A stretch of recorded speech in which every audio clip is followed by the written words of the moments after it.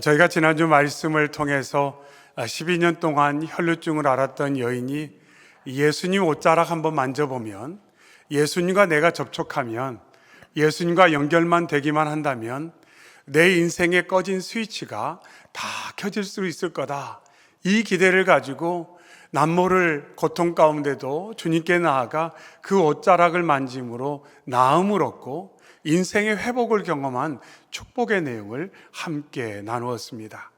바라고 하는 것은 이 시간 저희가 예배에 참여하고 있는데, 예배하는 이 시간 우리의 마음이 주님을 온전히 향하여서 예수님, 오늘도 제가 주님의 옷자락을 만지기를 원합니다.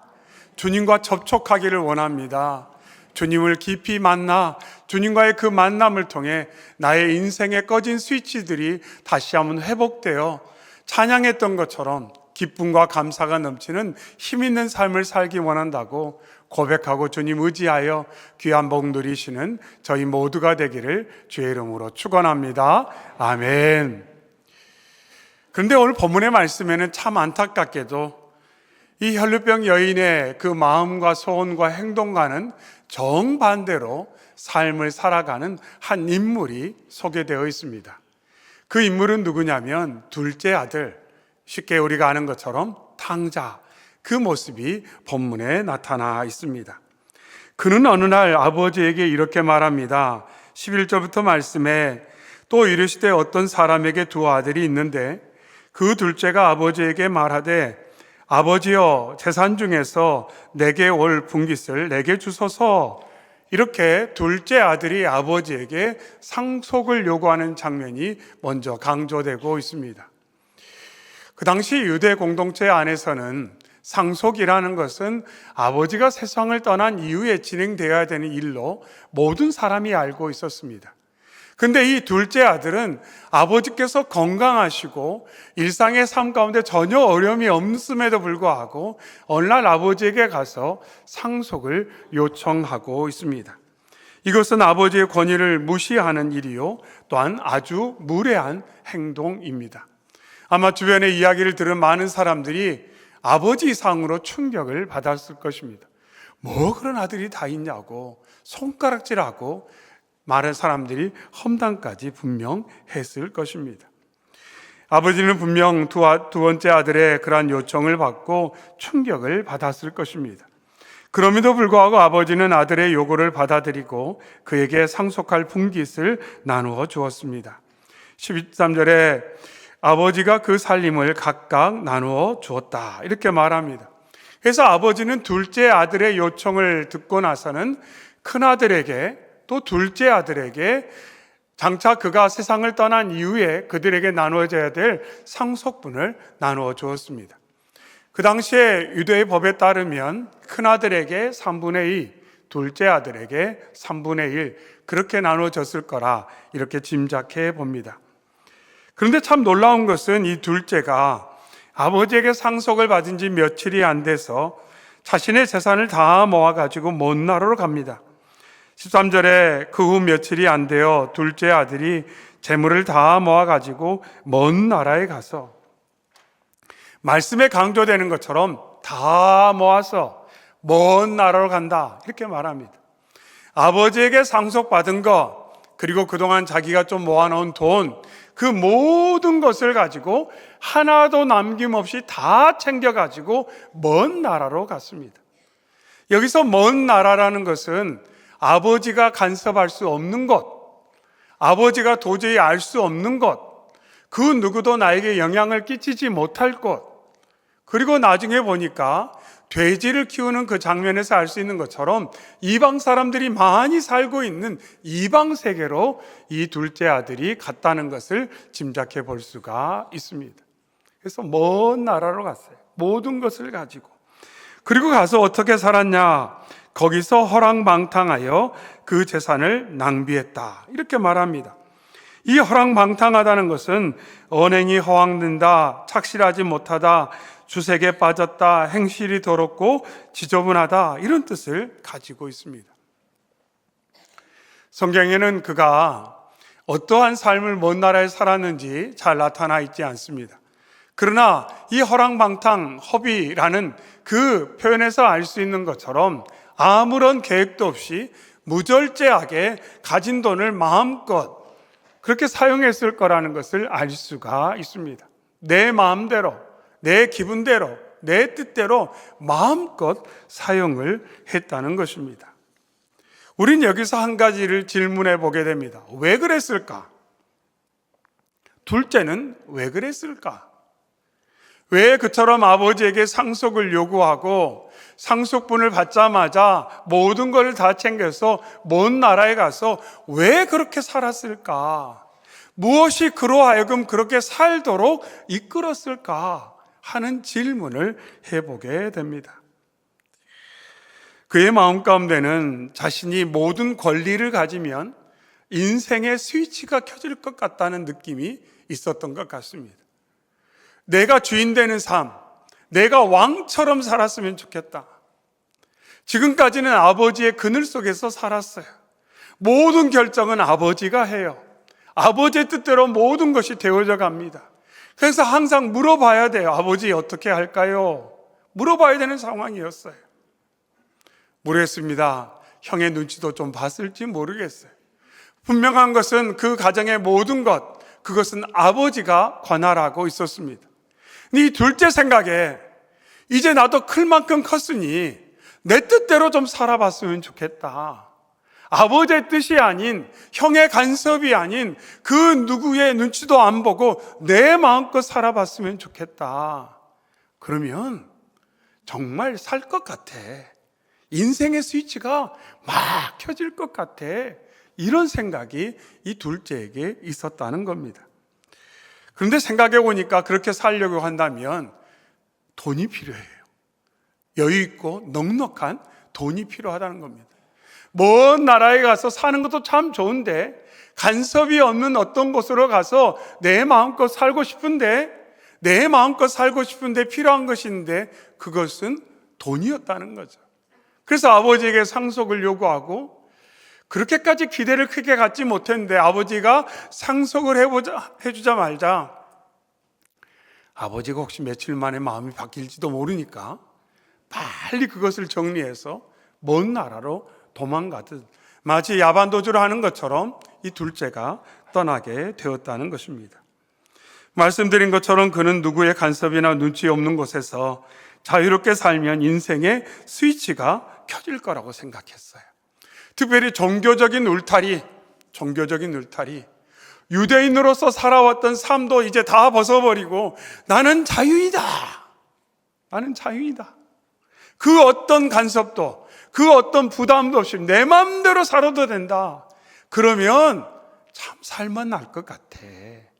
이 생각을 하고 돈을 짊어지고 먼 나라로 갔다는 것입니다. 그런데 말씀을 묵상하는 중에 이 둘째 아들이 아직 건강해요. 그래서 그런 생각은 안 했을 것 같아요. 내가 건강하기만 하면 인생의 스위치가 켜질 텐데 아마 주변에 어떤 사람들은 그런 생각했을지 몰라요. 내가 조금만 세상 권세가 있으면 내 인생의 스위치가 켜질 텐데. 예수님의 제자들이 그랬지 않습니까?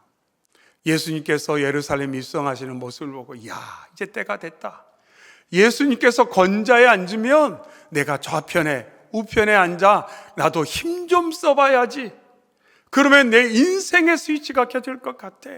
권력을 가지면, 명예를 가지면, 누군가 위에 군림할 수 있으면 내 인생의 스위치가 켜질 것 같은데.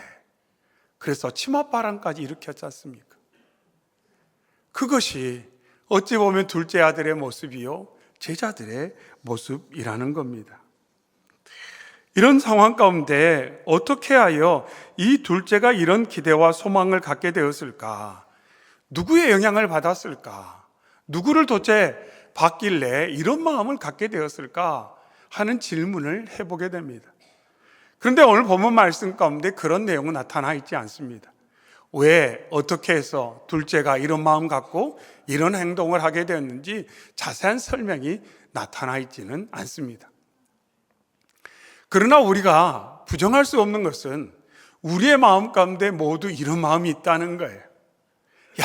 마음껏 마음껏 써보면 내 인생의 스위치가 켜질 것 같아요. 높은 자리에 앉아보면 인생의 스위치가 켜질 것 같아요. 누구의 간섭 없이 왕처럼 살아왔으면 좋겠다. 그러면 내 인생의 스위치가 켜질 것 같아요. 야, 내가 정말로 지식이 뛰어나고 명예가 있고 권력이 있고 부가 있고 그러면 정말 나 인생 정말 힘있게 살 수 있을 것 같은데, 이런 마음이 있다는 거죠. 근데 이런 마음은 에덴 동산에서부터 시작을 했어요. 다 가졌는데 하나 없어요. 하나 없어요. 에덴 동산의 중앙에 있는 선악을 알게 하는 나무, 그거 하나만 갖지 못했어요. 그때 어떤 마음이 생겼어요? 저거 하나만 가지면 정말 내 인생의 스위치가 다 켜질 것 같은데 하나님은 왜 저거 못 갖게 하나? 하나님만 가지려고 하나? 이런 마음의 유혹을 받게 되었다는 거죠. 사람의 마음에는 늘 그런 기대가 있어요. 내게 없는 것, 남들만 갖고 있는 것처럼 보이는 것, 내가 아직 이루지 못하는 것, 그것만 이루고 그것만 갖고 그것만 내가 뭔가 누리게 되면 내 인생의 스위치가 켜질 것 같아. 정말 날개 달고 막 높이 올라가는 것 같은 그런 멋지고 힘 있는 삶을 살 것 같은 어떤 기대와 막연한 환상 가운데 삶을 살고 있다는 겁니다. 아름다운 수훈을 준비하면서 그런 질문 하나 담아봤어요. 혹시 누군가에게 이 둘째 아들과 같은 마음을 가지고 사람들에게 이야기한 적은 없는가? 아들, 딸한테 너희 돈 많이 벌어야 된다. 돈 많이 벌어야 인생의 스위치가 켜지는 거야. 너희 높은 자리에 앉아야 된다. 높은 자리에 앉아야 무시당하지 않고 인생의 스위치가 켜지는 거야. 혹시 자녀들이나 손주들한테 부지부식 가운데 이런 말을 한 적은 없는가 하는 질문을 한번 담아봤어요. 근데 생각해 보니까 좀 부끄러운 내용들도 분명 있는 것 같습니다. 은연중에 모르지만 부정할 수 없는 것은 우리의 마음 가운데 이런 생각이 자리하고 있다는 것입니다. 그런데 그의 삶은 어떻습니까? 에덴 동산에서의 모습과 비슷해요. 에덴 동산에서 저것까지 가지면 내 인생의 스위치가 켜질 것 같아. 그래서 그것을 보고 보암직하고 먹음직스럽고 탐스러워서 소유했는데 그때 모든 관계가 깨져버렸어요. 모든 관계가. 하나님과의 관계, 너와의 관계, 나와의 관계, 모든 관계가 깨져버립니다. 그리고 나서 모든 스위치가 꺼져버렸어요. 근데 오늘 본문의 둘째 아들도 마찬가지예요. 이렇게 하면, 저 나라에 가서 이렇게 살면 인생의 스위치가 켜질 줄 알았어요. 근데 결과는 어떻습니까? 14절에 다 없앤 후 그 나라에 크게 흉년이 들어 그가 비로소 궁핍한지라. 근데 이 말씀을 딱 대하면서 이렇게 볼 수도 있어요. 아이고, 재테크를 잘해야지. 그렇게 허비하면 안 되고, 잘 구별해서 잘 경영을 했더라면 이런 형편이 되지 않았을 텐데. 근데 예수님께서 주신 말씀은 그런 뜻이 아니에요. 우리가 그럴 만한 능력이 없다는 거예요. 우리의 인생을 스위치를 올릴 만한 능력이 우리에게 없고, 우리가 기대하는 어떤 것도 우리의 인생의 스위치를 켜주지 못한다는 거예요. 이 둘째 아들이 가졌던 그 환상에 이끌려서 살지 말라는 것을 주님께서 다시금 강조하고 있습니다. 그 결과 궁핍해졌습니다. 궁핍한 존재가 되어버린 것입니다. 그리고 나서 다른 사람에게 묶여 사는, 자유롭게 살고 싶었는데 결과적으로 다른 사람에 묶여 사는 존재가 되어버렸어요. 더 눈치 보고 더 굴종적인 삶을 살게 되었습니다.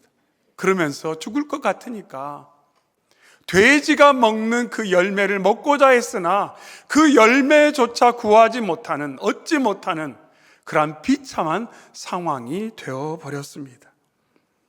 이것이 바로 둘째의 참담한 모습이요, 우리의 삶 가운데 부정할 수 없는 연약한 모습입니다. 이러한 상황 가운데 둘째가 생각합니다. 17절에 이에 스스로 돌이켜 새한글 성경에 보니까 27절 말씀을 어떻게 번역했냐면 제정신이 돌아오자 이렇게 번역했어요. 그래서 오늘 설교 제목을 제정신이 돌아오자. 우리 한번 따라서 해보겠습니다. 제정신이 돌아오자.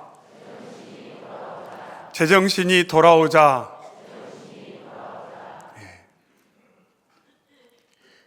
이 표현에서 알 수 있는 것처럼 방금 전까지만 해도 이 둘째가 마땅히 품어야 될 생각과 마음을 갖지 못하고 상실한 채 삶을 살아왔다는 거죠. 그런데 비참한 삶의 경험을 하고 그제서야 깨달았어요. 그제서야 깨달았어요. 아, 내가 잘못 생각했구나. 잘못된 기대를 가지고 있었구나. 잘못된 방향으로 살아왔구나. 잘못된 것에 나의 마음과 소망을 두고 살아왔구나 하는 것을 이 둘째가 깨닫게 되었습니다. 그러면서 18절에 내가 일어나 아버지께 가서 이르기를 아버지 내가 하늘과 아버지께 죄를 지었사오니 이렇게 말합니다. 하늘과 아버지에게 죄를 지었습니다. 이 죄라는 것은 관역을 빗나가다 이런 뜻 아닙니까? 한마디로 빗나간 인생을 살았다는 거예요. 마땅히 품어야 될 마음과 생각을 품지 못하고 좋지 않은 생각과 마음과 기대와 그럼에도 불구하고 그것에 대한 확신이 옳은 것처럼 내 판단이 옳은 것처럼 살았는데 어느 순간 그것을 깨닫게 되었다는 거죠. 어느 순간. 그러니까 그나마 다행인 거죠. 어느 순간 깨달았다면. 만일 이 둘째가 이 비참한 지경이 되었을 때 매일 원망하고 매일 저주하고 매일 자신의 인생을 탓하면서 삶을 살았다면 그의 인생은 끝까지 좋을 기회가 없었을 거예요. 너무너무 안타깝지 않습니까? 그런데 이 둘째가 어느 순간 깨달았어요. 아, 여기 내가 있을 자리가 아니구나. 이 생각, 이 마음 내가 품을 것이 아니었구나 하는 것을 깨닫게 되었다는 거죠. 이제 그가 조금씩 구분하기 시작했어요. 어떤 것을 내가 품어야 되는지, 어떤 대상을 내가 바라봐야 되는지, 또 어떤 것에 대한 마음을 이제 내려놔야 되는지, 그것이 자신에게 기대했던 것만큼 소망의 대상이 아님을 알아 그것을 내려놓게 되었다는 겁니다. 그러고 나서 18절에 내가 일어나 아버지께 가서 이렇게 말합니다. 일어나 가서. 우리가 잘 아는 것처럼 달리다 쿰이라는 표현 있잖아요. 소녀야 일어나라. 이 쿰이라는 것은 일어나다라는 거예요. 여기서도 동일해요. 이 둘째 아들이 자리를 박차고 일어나는 겁니다. 맞아, 여긴 내가 있을 곳이 아니야. 맞아, 이 생각은 내가 품을 것이 아니었어. 맞아, 그 대상은 내가 바라볼 대상이 아니었어. 그러면서 멈추고 박차고 일어났다는 겁니다. 그러면서 이제 아버지께로 돌아가게 됩니다. 아버지께로 돌아가게 돼요.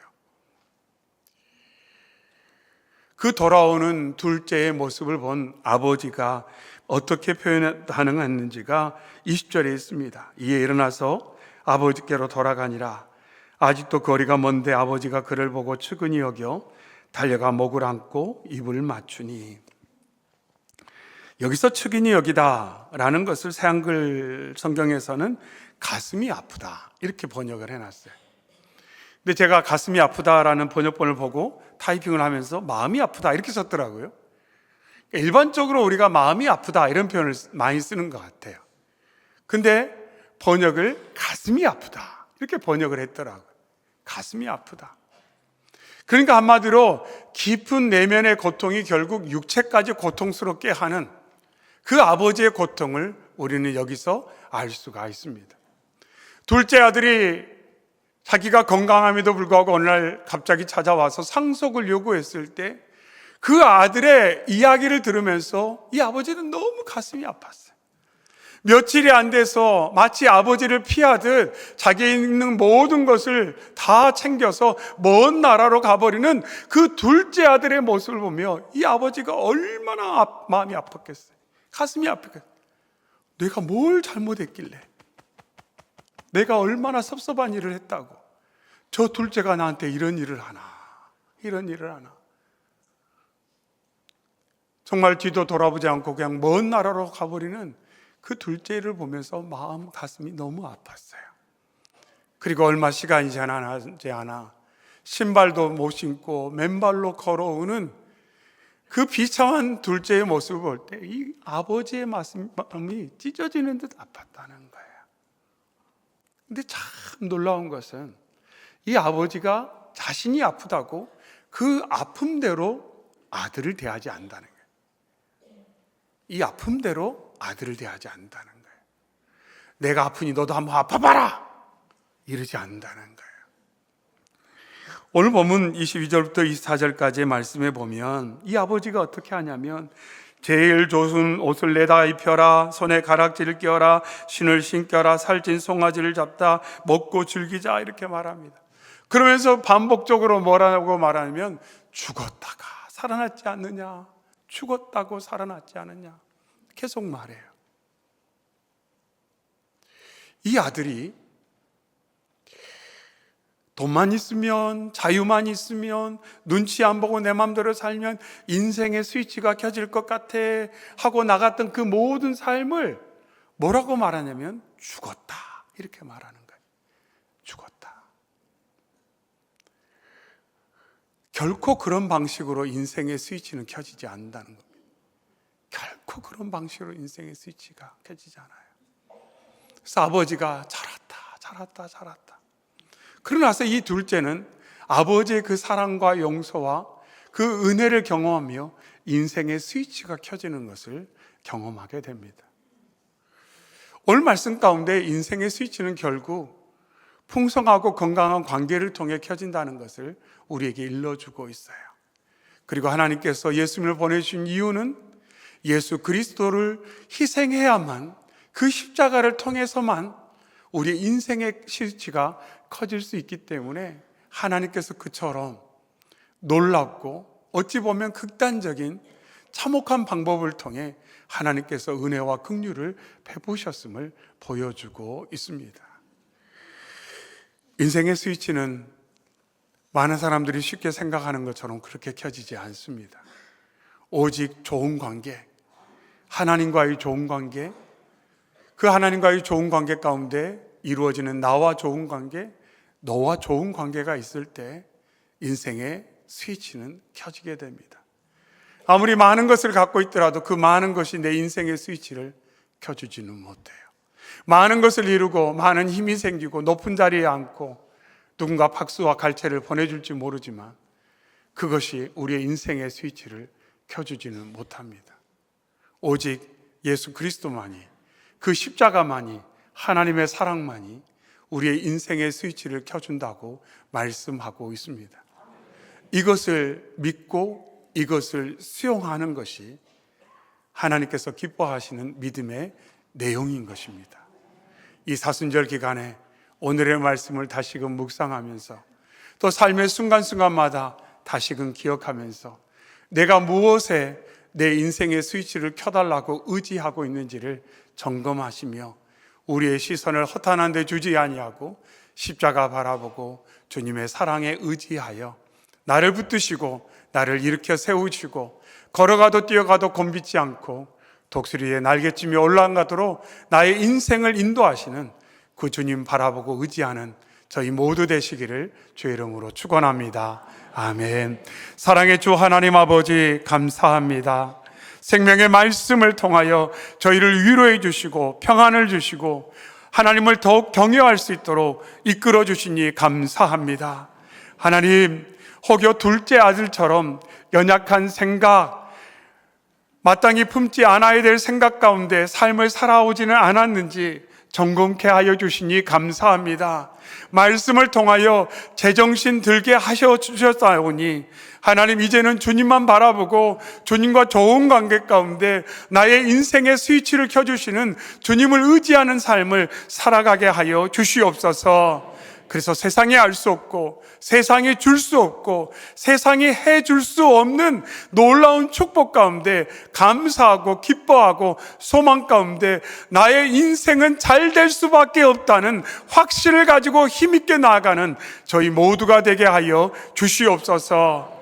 그리고 혹여 순간 어떤 일이 잘못되는 것 같아 지치고 답답하고 외로울 때 믿음의 주요 온전케 하시는 예수님 그 십자가 바라보는 저희 되게 하여 주시옵소서.